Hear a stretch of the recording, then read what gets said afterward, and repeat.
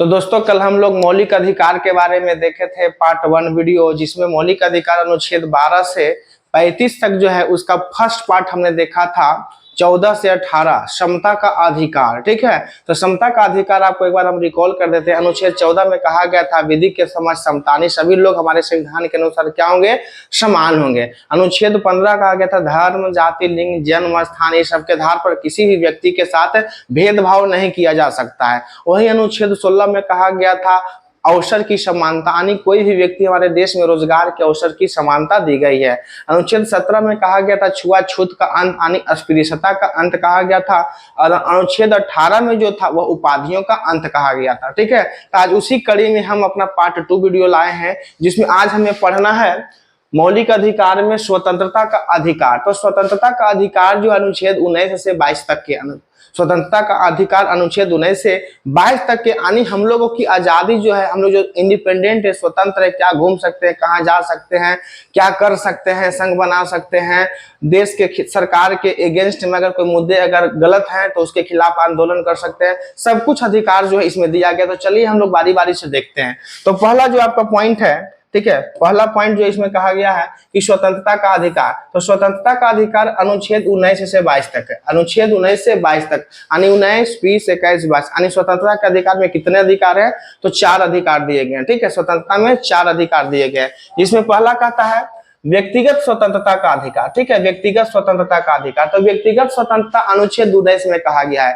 व्यक्तिगत मतलब आप पर्सनल, व्यक्तिगत रूप से आपको स्वतंत्रता जो मिली है वो अनुच्छेद 19 में मिली है। माने किसी व्यक्ति को पर्सनल जो इंडिपेंडेंसी है अनुच्छेद 19 में, उसमें क्या कहा गया है, वहां के वो अभिव्यक्ति यानी आप बोलने, भाषण देना, प्रेस की स्वतंत्रता, अभिव्यक्ति, अपने विचार को प्रकट करने की स्वतंत्रता तो जो दी गई है वह अनुच्छेद 19 में 6 प्रकार की जो स्वतंत्रता है उसमें पहला जो है आपका वाक और अभिव्यक्ति की स्वतंत्रता। मतलब आप प्रेस में अपना भाषण दे सकते हैं, आप अपने अभिव्यक्ति को व्यक्त कर सकते हैं। तो पहला क्या कहता है अनुच्छेद 19 में 6 प्रकार की स्वतंत्रता में पहला है वाक और अभिव्यक्ति की स्वतंत्रता। दूसरा कहता है सम्मेलन या सभा आप कर सकते हैं, कोई भी अपने देश में अगर सम्मेलन बुलाना हो तो आप सम्मेलन कर सकते हैं। तो दूसरा क्या कहता है, सम्मेलन करने की स्वतंत्रता। तीसरा संघ, किसी भी तरीके का आप संघ बनाने की स्वतंत्रता है, बस आप शांति पूर्वक आप कोई चीज को कर सकते हैं। चौथा कहता है कि संचरण। संचरण का मतलब होता है कि देश में कोई भी व्यक्ति एक जगह से दूसरे जगह आ जा सकता है, आने जाने की स्वतंत्रता को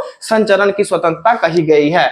और पांचवा जो कहता है निवास, कोई भी व्यक्ति देश के कोई कोना में भी, देश का कोई भी व्यक्ति किसी भी कोना में जाकर के निवास कर सकता है, कोई रोक टोक नहीं, अनुच्छेद 19 में यह कहा गया है। और लास्ट एक जो है वृत्ति। वृत्ति मतलब होता है व्यापार, ठीक है, व्यापार वाणिज्य। तो व्यापार की स्वतंत्रता आपको है कि आप देश के अंदर कहीं भी कर सकते हैं। तो अनुच्छेद 19 में 6 प्रकार की स्वतंत्रता, पहला वाक और अभिव्यक्ति की स्वतंत्रता, दूसरा सम्मेलन की स्वतंत्रता, संघ की स्वतंत्रता, फिर है संचरण, निवास और वृत्ति की स्वतंत्रता। तो 6 प्रकार की स्वतंत्रता मुझे विश्वास आप समझ गए होंगे।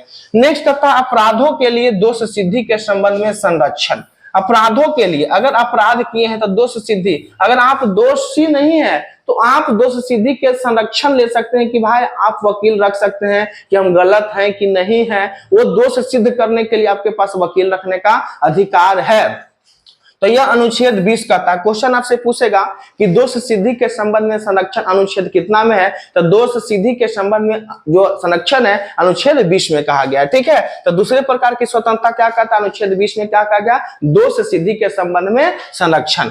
तीसरा कहता है प्राण एवं दैहिक स्वतंत्रता। प्राण और दैहिक, अपना मने मनुष्य, अपना जो हमारा निजता का अधिकार है, हमें अपने रूप से शादी करने का अधिकार है, शुद्ध ऑक्सीजन लेने का अधिकार है, ठीक है, शुद्ध पानी पीने का अधिकार है, पोल्यूशन जो हो रहा है प्रदूषण से बचने का अधिकार है। मतलब ये सब जो कहा जाए हमारा निजता का अधिकार है, तो वह किसमें दिया गया, प्राण और दैहिक की स्वतंत्रता अनुच्छेद 21 में है, ठीक है। प्राण एवं दैहिक स्वतंत्रता, निजता का अधिकार, हम स्वतंत्र रूप से शादी विवाह कर सकते हैं किसी से भी, यह भी अनुच्छेद 21 में कहा गया। यानी अपनी पसंद से शादी करने का अधिकार अनुच्छेद कितना में है, 21 में है, ठीक है।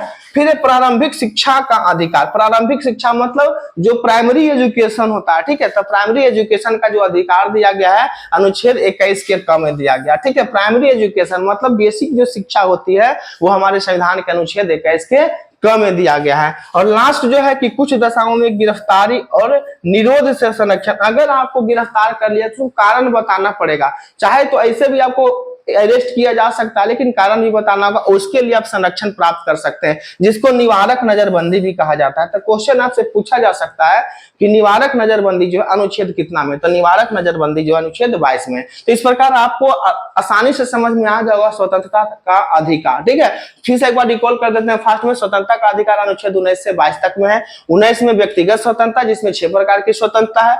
अनुच्छेद 20 में जो है दो से सिद्धि के संबंध में संरक्षण। अनुच्छेद 21 जो कहता है प्राण और दैहिक स्वतंत्रता। अनुच्छेद 21 का क कहता है प्रारंभिक शिक्षा का अधिकार, और अनुच्छेद 22 कहता है निवारक नजरबंदी। तो अगर आपको मेरा वीडियो अच्छा लगे तो लाइक, सब्सक्राइब, कमेंट और शेयर जरूर करिएगा। धन्यवाद।